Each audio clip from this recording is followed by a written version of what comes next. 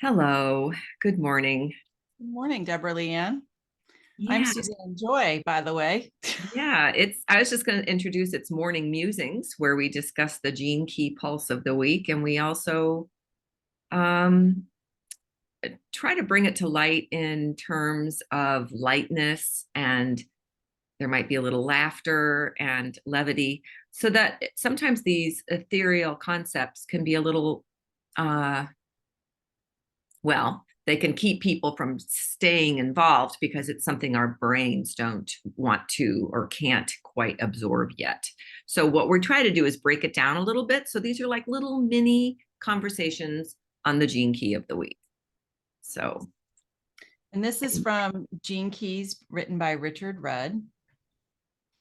and And and you can find more information at genekeys.com. You can even get your own free profile if you'd like to do that and study along with us. But the fun thing about the gene keys is they're all interconnected, as are we. And so just because a certain key is not in something in your life's work that you're working on this time around, it might be something that you're working with still tangentially, or you have a relationship where that's coming into play, or you might be a programming partner. You might have the programming partner, which I happen to for this one. And this week's gene key is the 13th Gene Key, listening through love. And each gene key has its different states of consciousness, and the lower consciousness and by all means, lower and higher does not mean good or bad. It just is. So let's yeah, let that go, right? the man that we can call it the shadow The shadow. that's So easy. the shadow is discord. The gift is discernment, and the acidic state, which is the high, etheric state, is empathy. I don't know, empathy. I feel it for sure. Yeah. And the spiritual states are a little bit bigger than what I think I've experienced very often. But so let's play. Let's see where we go with this. So I want to start off because we all share in this human life of discord. And the way he describes it, I thought was fascinating. It is the pretty much the mass dis um, discomfort, the yearning for certainty, the wanting security, the striving for something better than what is right now. It's this constant. It doesn't have to be discord in terms of in a relationship, which is what we're thinking of. A lot of times there's discord in a conversation or in a relationship. This a lot of times is what's going on inside your body. So there's a lack of resonance, right? So if you think of discord, and we're going to play with music, so I'm glad we have your tuning fork woman here with us, Susanne Joy, and because we're going to be talking about how these concepts relate in the musical world, which actually might help us to understand them better. How do you want to talk about discord? Well, as Richard describes in the book, it's focusing on pessimism. Yeah, and And how does that show up yeah, in your life, in life in general? Because I think we need to make it really personal versus keeping it out there. well, there's times in my life that I've been super pessimistic. Like, you just feel hopeless. That's the word. Yeah, he Is talked it, about that a is lot. it, you know, you're like in survival mode, and you can't really hear anything else. Oh, and that's a really big point about this particular gene key. There's a difference between hearing and listening. Hearing is very acoustical, right? So it's hearing with your auditory. Listening is a totally different thing. Listening is like um With your that heart. is that's listening with your heart. it's And you it's feel it in your belly. right, it's listening, it's linked to the way you process, as he says, you process your life experiences on an emotional level. You're listening with your body, right? And so when you are in that mode of discord, most of the times you are distrusting life, because Yeah. life has its way of meandering. I mean, you cannot control life. I mean, Well, it depends on what channel you're listening to, too. If you're listening to the heaviness channel, I don't mean heavy metal, I mean the heaviness of the world.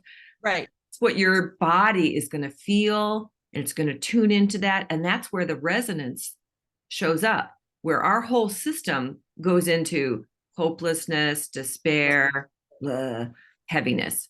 right. And so when you're in that state, you can't experience the magic. You can't hear love. You can't process, you're not able to process it because you're listening to all the other noise. Which tends to be, until you fine tune your listening a little bit more, it tends to be the louder voice. Oh, You know, definitely. love is behind the scenes. Love is the essence that you really need to tune. It's in bird song, right? Like you were playing with earlier. We're trying to figure out how to get sounds onto this audio. So for you, I'm just trying to think of discord feels really ucky in my system now that I'm aware of it and I Yeah. can feel it. I'm just curious, what would be an attunement? How do you move out of that? Well, in listening, when folks are in either state, there's two different also Oh yeah, states. let's talk about those. It's one is the repressive, which is permissive. And that's when folks are super empathetic and sympathetic to other people, but then they do nothing. Um, they So can they hear just them. drop into the level of the other Yeah. person's despair or Yeah. pain. These people, he says, these people are permissive in the sense that they let others walk all over them without learning anything. They Okay. just kind of accept it. And yeah. Kind of victim-y. Okay. Yeah. He Okay. says this is one of the deepest forms of emotional repression that does not want to take in pain or pleasure cycle at any level. So they sacrifice both extremes and settle for a false sense of safety. Mm, And so another way is the total reactive nature, which is the narrow-mindedness. And that's when you get stuck in an emotional pattern and then you make a lifestyle out of it. You just keep repeating the same emotional hamster wheel. And okay, because he talks about the difference between emotional listening right, and full body listening. And emotional listening is through your emotions, which could be all over the place, which, right.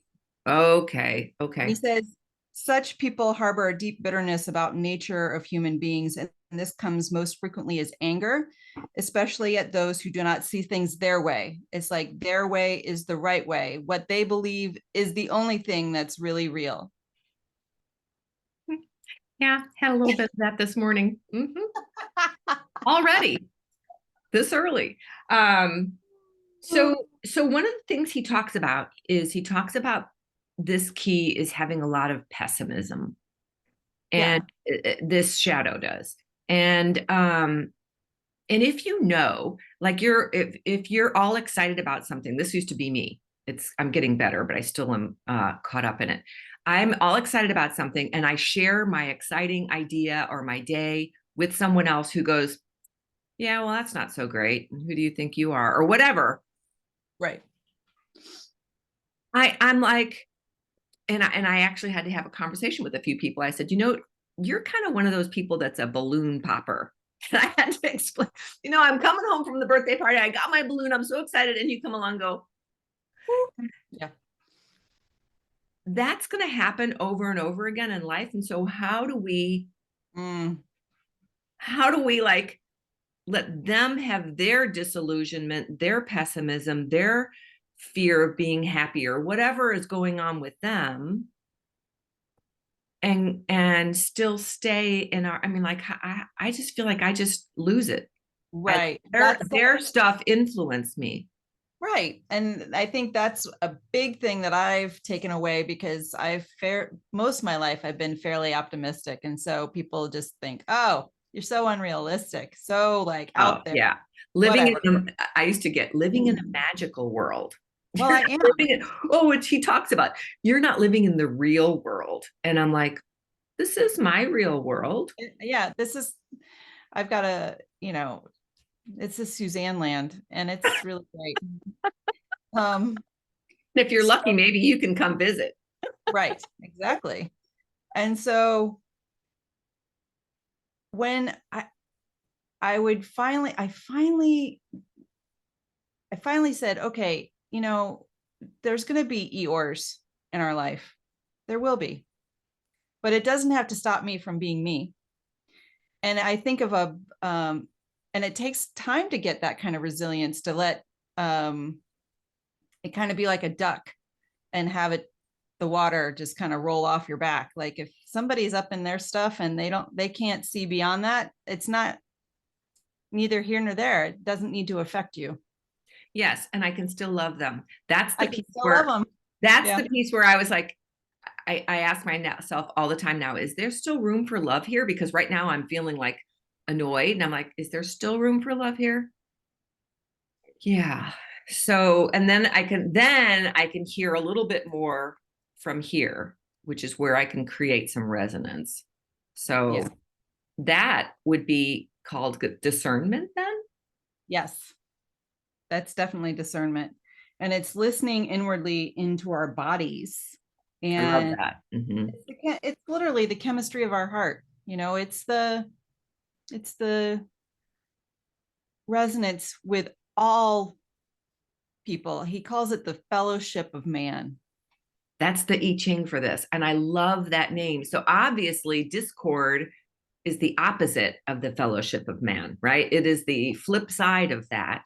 So the fellowship of man is where we are so interconnected, and the flow between us all can have love in it, even when there's discomfort and stuff going on, emotional stuff going on. The thing is that we tend to think it either can be on, like the love line and connection can be on or off. And what I'm learning more and more, just like life, is it's going both ways all the time. It's on Yeah. and off. And we get to be the generator of choosing, I think I'm going to put a little bit more energy in this. But I mean, it's going to always, we need to just know that there is no perfect, we're always going to have this love connection. And that means I'm doing it right, right? Right. That's the Right. empathy, the highest civic state. Because even in that state, we're still going to be human, and there's still going to be some of that other stuff going on. It's the yin and yang. You can't have one without a dot of the other in it. Yeah. So, He says, um, discernment emerges as your emotional nature comes more and more into awareness.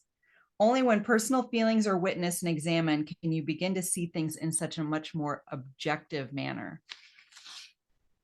So, okay. So the discernment to me, I used to always think of it as a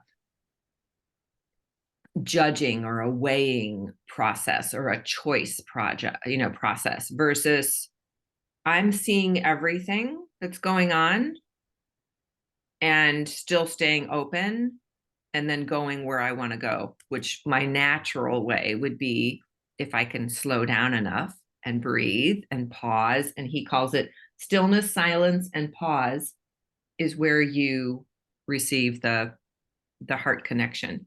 Did you hear the part or read the part about leadership, about how this is ties into leadership? no, tell me about that. Yeah, this type of listening, the partner for this gene key is guidance. And Mm, uh, in a leadership role, if we can be in the space of discernment or even playing with the realm of empathy, it allows us to listen with our heart in a way where the other can feel truly heard and they can feel the trust, and they can feel the connection. And that is how leadership is moving, right? We're moving into that space where we shut up. We don't know what the other person needs. We let them speak, and we just love. So there's this listening with love thing, which is leadership, which you and I know, we had a conversation about this yesterday, is going to be in my bio. I'm just like, whoa, this is so cool. So I was surprised to hear him say this is where leadership needs to be, because you're listening, he calls it, through osmosis, through the accepting of whatever they're experiencing, and you listen, and then that's what you can hear our own heart, and then we can hear their heart. Oh man, I just got excited about that. So Yeah. And yeah, it's definitely listening beyond the ear, since it's even taking in somebody else's complete aura and really trusting nature. he even called it listening through the aura, or listening through the auras. Mhm. So it's obviously this is a multi-level Yeah, it's not or a just multi-dimensional form of listening. It's not just the, yeah, I can hear that going on in the background.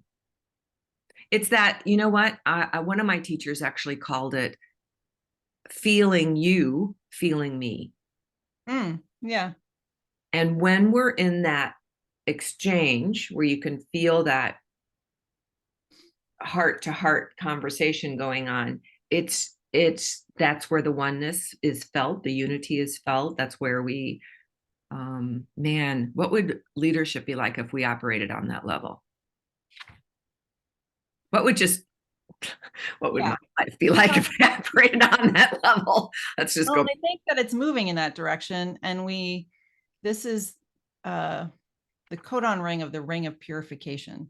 So Mm, things are definitely clearing the way to make more space for true, transparent, honest, open-hearted, like solar plexus, like communication.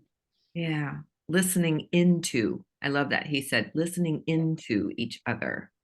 Yeah. Well, empathy, when you look at EM, not sympathy. Yeah, it's Right. inward. It's inside. So it's an inside job with no agenda. Right. Oh, with no agenda. Well said. The other thing is he called it a yin power.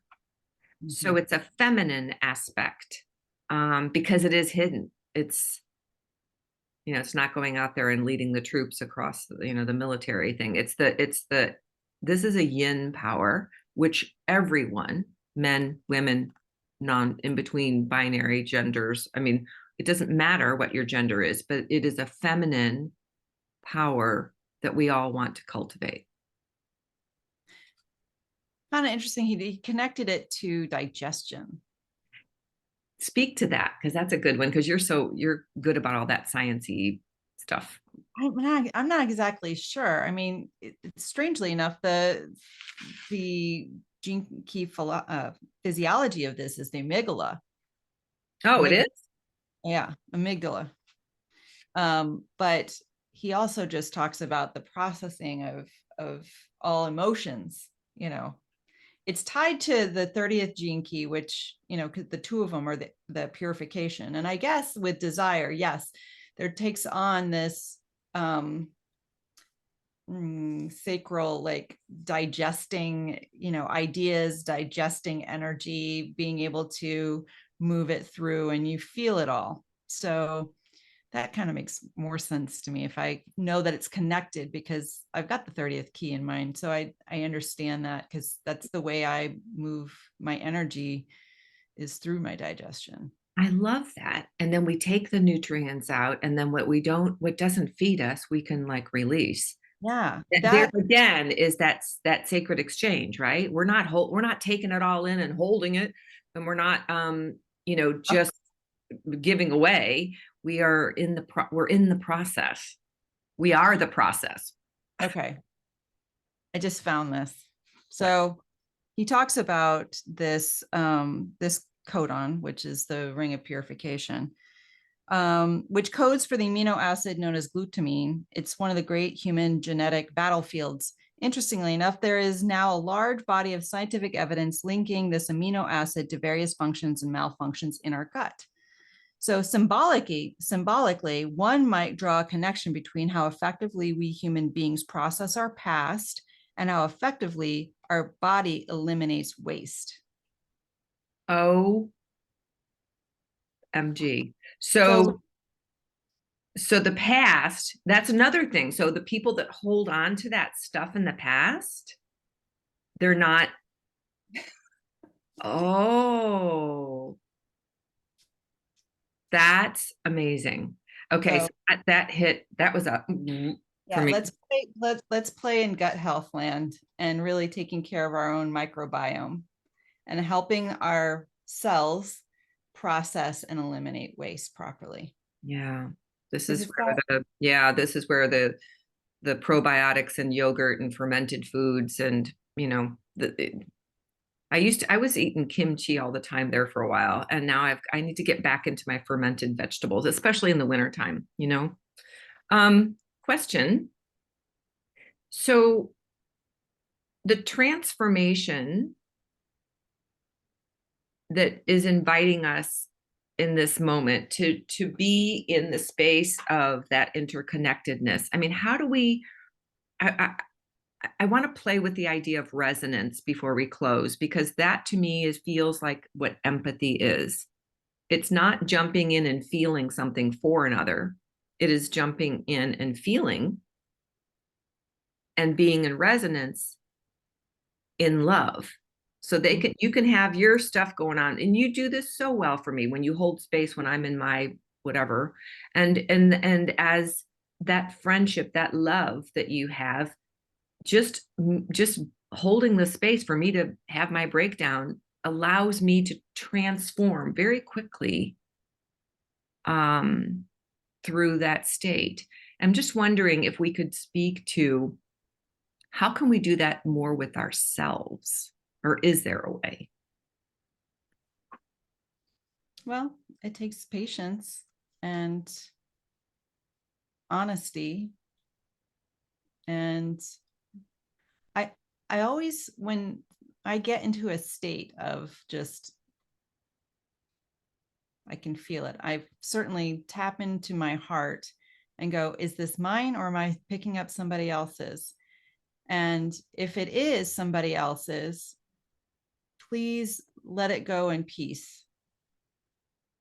Because I know that the peace has to begin with me. So I am finding where there's non-peace in my body, and just loving on it and saying, okay, I see you, I feel you, you can move through. Like I love you anyway. Yeah, I love you and thank you. Yeah. So it's that ho'oponopono. It's the blessing. Yeah, it's the forgiving. It's the loving on myself when it feels really disruptive. So let's speak to community. And this is the mudra for this, by the way. And if you hold your palms,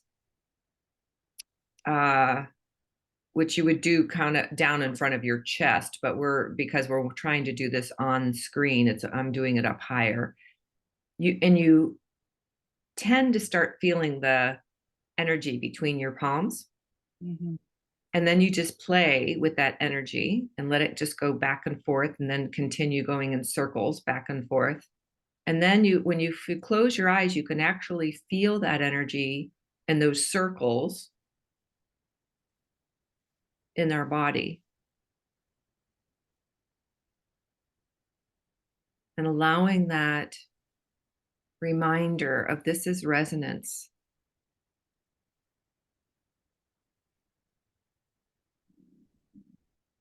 Pretty beautiful.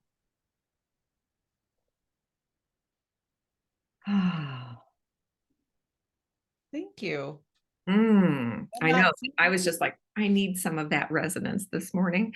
I would like to speak to community and what the School of Light Collective is offering in terms of community, because this work is any of our inside work, even though it's ours to do, it's easier when you feel like you're in a community that is also moving on their, working on their own stuff. And that allows it allows us to go farther together. And as a collective, it increases the impact, it increases the ripples. So by you holding space for me, it allows me to go do my work on the in the world and on a bigger plane. By me holding space for you, by us being here for others, we're creating this, we're creating this like that.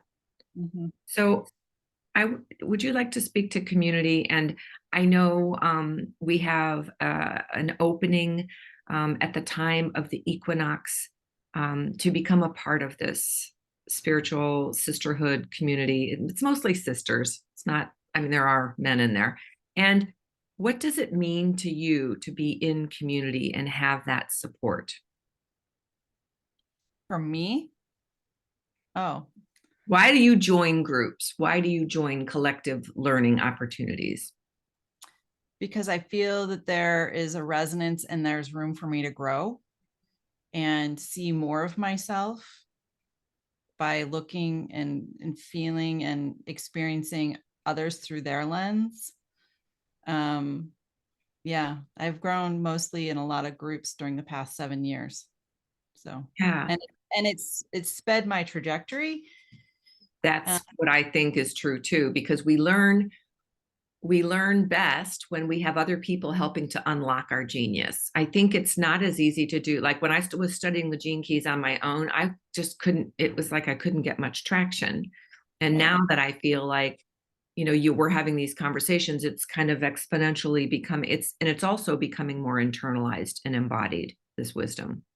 Yeah. So the thing that I wanted to speak to regarding community and coming together and is that there's a lot of resistance.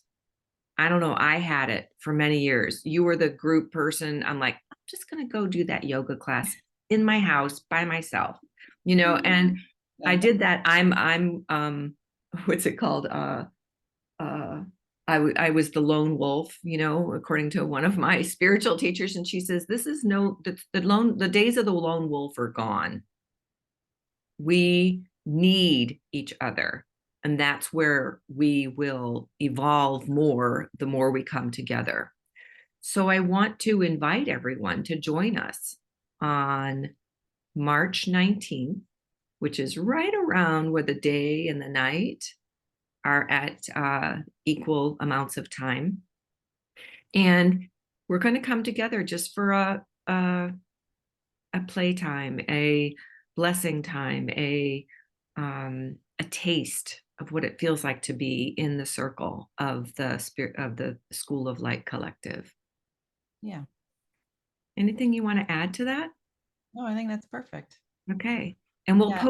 post the details and the events here on Facebook, on Instagram, as well as I think I'm going to put it on LinkedIn too, so that we can have it in a number of places where people might want to say, yeah, I'm curious. Let's It's see. time to gather together and be Yeah. in communal energy. Yeah. Full remembrance of who we are and what we're here to create.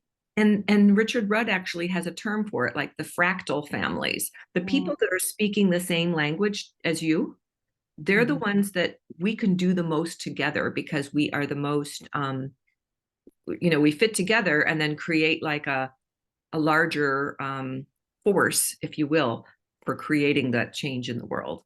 So um anyway, if this speaks your language, I'd love it if you joined us or just sign up to be a part of the event and we can send you the replay.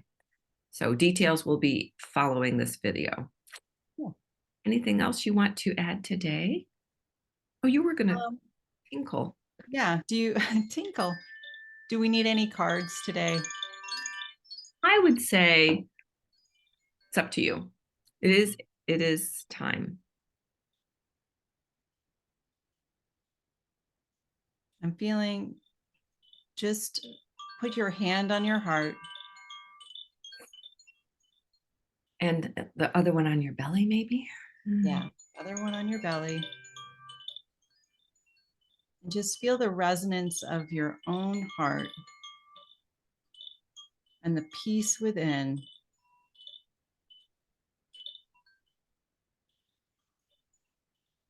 And carry that with you throughout the week. Keep checking in with your heart. You're safe to be here. You're all that you are. Mm. And you are perfect the way you are. Yeah. And our voices and our lights are all needed at this time. So thank you. That was beautiful. Till next time, we appreciate you being here.